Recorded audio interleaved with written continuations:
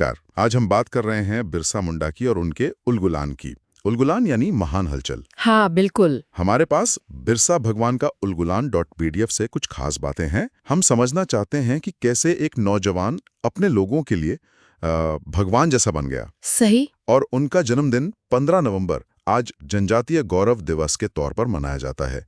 तो चलिए इसी पर बात करते हैं। और इसमें सबसे दिलचस्प बात पता क्या है कि कैसे इतनी अलग अलग चीजें, जैसे ईसाई मिशनरी, फिर वैष्णव धर्म का असर, वो सरदार आंदोलन जो चल रहा था, और खुद मुंडाओं की अपनी परंपराएं, ये सब कैसे घुल मिलकर एक बहुत बड़ा और शक्तिशाली आंदोलन खड़ा कर देती हैं। सही। तो शुरू से देखें। जन्म हुआ 1875 में उलीहातू गांव। पिता सुगना मुंडा, माता कर्मी। बचपन गरीबी में बीता। मामा के यहाँ गए अयुभातू, फिर सलगा स्कूल में शुरुआती पढ़ाई हुई। हाँ, काफी मुश्किल हालात थे शुरू में। फिर खटंगा गए, वहां ईसाई प्रचारकों से मिले, पर उनकी बातें, वो आलोचनाएं कुछ जमीनी बिरसा को। हाँ बिल्कुल। फिर वो गए जर्मन मिशन स्कूल चाईबासा में। 1886 से 90 तक वहीं पढ़े। अच्छा। लेकिन चाईबासा में ही कुछ ऐसी घटनाएं हुई जिनसे उनका मोहभंग हो गया। एक तो वो किसी महिला की भविष्यवाणी थी, फिर वो डॉक्टर न्यूट्रोट का उपदेश जिसमें जमीन वापसी का लालच दिया गया था। हाँ, ये बात। तो मिशनरियों से मन उचट गया, स्कूल से निकाल भी दिए गए, और वहीं से वो सोच पक्की हुई, साहब साहब एक टोपी है। कि मतलब अंग्रेज और मिशनरी दोनों एक ही हैं। बिल्कुल। फिर 1891 के आसपास वो आनंद पांडे के संपर्क में आए। वो वैष्णव थे। हाँ, वैष्णव।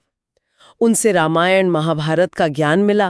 बिरसा में शाकाहार अपना लिया, मतलब धार्मिकता पर काफी जोर दिया। और साथ में सरदार आंदोलन का असर तो था ही, जो जमीन के हक के लिए लड़ रहे थे।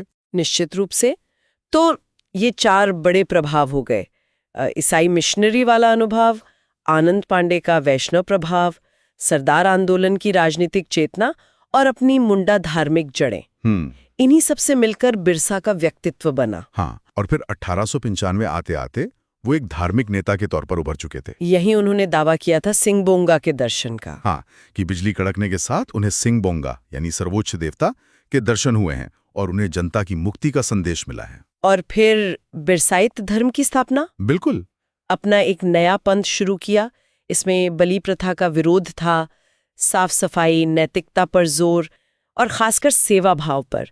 जैसे चेचक फैला या कोई और महामारी, तो बीमारों की सेवा करना। ये तो समाज सुधार जैसा भी था। हाँ, सिर्फ धर्म नहीं, समाज को एकजुट करने की कोशिश थी ताकि बाहरी ताकतों से लड़ सके। देखते ही देखते हजारों लोग जुड़ गए उनसे। शायद 7,000 तक अनुयायी हो गए थे। तो फिर आंदोलन ने राजनीतिक मोड़ ले लिया। लेना ही था। सरदार नेताओं का प्रभाव था ही, तो फिर जमीन और मुंडा अधिकारों की मांग तेज हो गई। अब सरकार अंग्रेजी हुकूमत, वो तो चिंता में आ गई।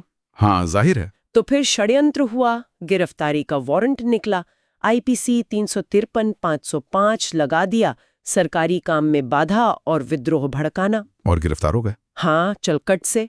1895 की बात है ये।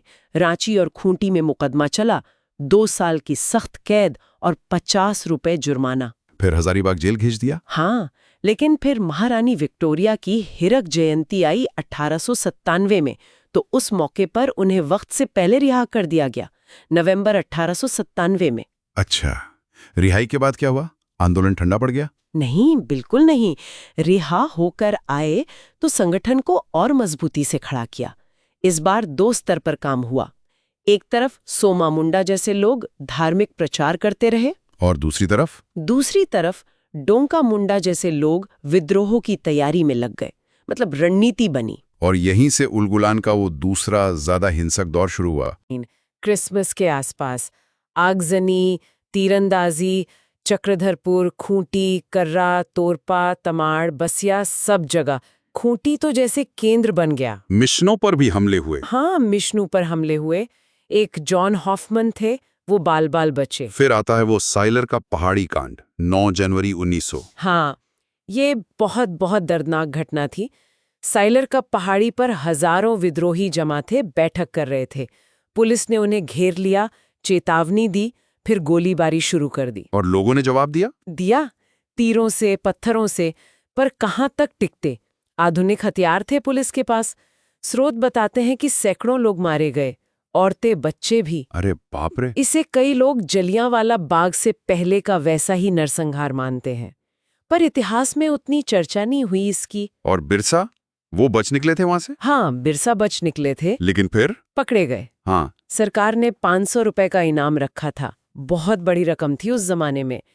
तो पोरहट के जंगल में जनवरी 1900 में ही सोते हुए पकड़वा दिए गए। किसने पकड़वाया? जगमोहन सिंह और वीर सिंह महली नाम के लोगों का जिक्र आता है, लालच में। फिर रांची जेल। हाँ, रांची जेल। और वहीं 9 जून 1900 को उनकी मौत हो गई। सिर्फ 25 साल के थे। मौत का कारण? सरकारी रिकॉर्ड तो कहता है हैजा हुआ था, पर शक हमेशा रहा कि शायद जहर दिया गया हो। सिर्फ 25 साल की उम्र? हाँ। तो ये थी कहानी बिरसा मुंडा की। गरीबी से उठकर अपने लोगों को जगाकर एक इतनी बड़ी ताकत के खिलाफ खड़े होने की हिम्मत। उलगुलान शायद फौरी तौर पर कामयाब ना हुआ हो, पर आदिवासी अस्मिता, उनके हक की लड़ाई में ये एक मील का पत्थर है। बिल्कुल। और इसका असर देखिए। सीधा जिक्र भले ना हो स्रोत में, पर इसी आंदोलन के बाद वो छोटा नागपुर काश्तकारी अधिनियम 1908 आया, जिसने आदिवासी जमीन को गैर आदिवासियों को हस्तांतरित करने पर रोक लगाई। ये बहुत बड़ा कदम था। सही। 1989 में संसद में पोर्ट्रेट लगा, 1998 में, और अब 2021 से जन्मदिन जनजातीय गौरव दिवस है। और आखिर में एक बात सोचने वाली है जो स्रोत भी इशारा करता है। साइलर कप पहाड़ी जैसी घटना, जो जलियांवाला बाग जितनी ही भयावह थी, पर गुमनाम रह गई। हाँ, ये बात तो है। ये हमें सोचने पर मजबूर करती है कि इतिहास में क्या याद रखा जाता है और क्या भुला दिया जाता है, और क्यों।